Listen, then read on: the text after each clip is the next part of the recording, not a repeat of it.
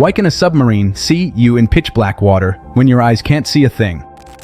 If the ocean swallows light so easily, how does sonar still find objects from kilometers away?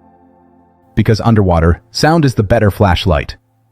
Sonar sends out sound waves, listens for echoes, and turns tiny timing differences into distance, kind of like shouting in a cave and judging how far the wall is by how fast the echo comes back. Light is amazing in air, but water is a messy place. Even clear seawater is full of suspended particles, salt, plankton, sediment. Light scatters off that clutter, and it also gets absorbed, especially the warm colors. Go deeper, and sunlight fades fast. Add murky river runoff or stirred-up sand, and your visibility collapses to a few meters. That's why cameras and human eyes struggle. The ocean turns light into noise. Sound doesn't have that problem, at least not in the same way. Water is denser and more stiff than air, so it carries pressure waves efficiently. That's why you can hear a boat from far away underwater. And the speed of sound in seawater is roughly about 1,500 meters per second, around 4 times faster than in air. Not constant, though. Temperature, salinity, and pressure all tweak it. But it's stable enough that sonar can do something powerful, measure distance by timing. Active sonar is the classic ping.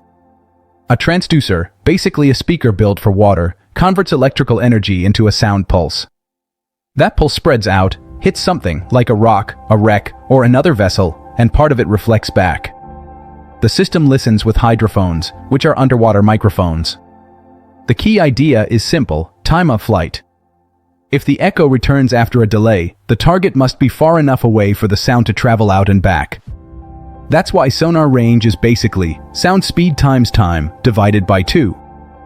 But sonar isn't magic, there's a trade-off. Low-frequency sound travels farther because it absorbs less, but it gives you less detail. High-frequency sound gives sharper pictures because the wavelength is smaller, but it dies out faster in water. Think of it like this: a bass note can shake through walls, but it won't tell you the shape of a coin. A high-pitched squeak can reveal fine detail, if you're close enough to hear it. To see clearly, sonar doesn't just rely on one sensor. Many systems use arrays, rows or grids of hydrophones. With smart timing, the computer combines signals so the array acts like a steerable ear. This is beamforming. Instead of listening in every direction equally, it focuses sensitivity into a narrow beam, then scans it. That's how sonar can tell direction, separate targets, and reduce clutter, like cupping your hands to hear where a sound is coming from, but done with math. Then there's passive sonar, which doesn't transmit at all. It just listens. Engines, propellers, pumps, cavitation bubbles, machines leak sound constantly. Passive sonar is stealthier because you're not announcing yourself with a ping. The challenge is interpretation. You're not measuring a clean echo anymore. You're identifying signatures, patterns, inside a noisy ocean. Sonar can also detect motion using the Doppler effect. If a target is approaching, the reflected sound shifts slightly higher. If it's moving away, it shifts lower. That shift helps estimate speed and filter what matters, useful when the ocean is full of moving clutter. This isn't just military tech. Fish finders use sonar to spot schools. Side-skin sonar paints wide images of the seafloor, revealing wrecks and pipelines. Multi-beam sonar maps depth in high detail for navigation and ocean science. Different jobs, same core trick: send sound, catch sound, turn time and angle into a usable picture.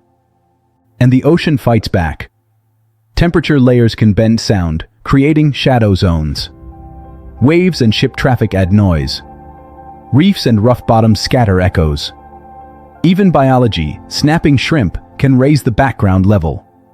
Sonar is powerful, but it's always solving a messy puzzle, not taking a clean photograph.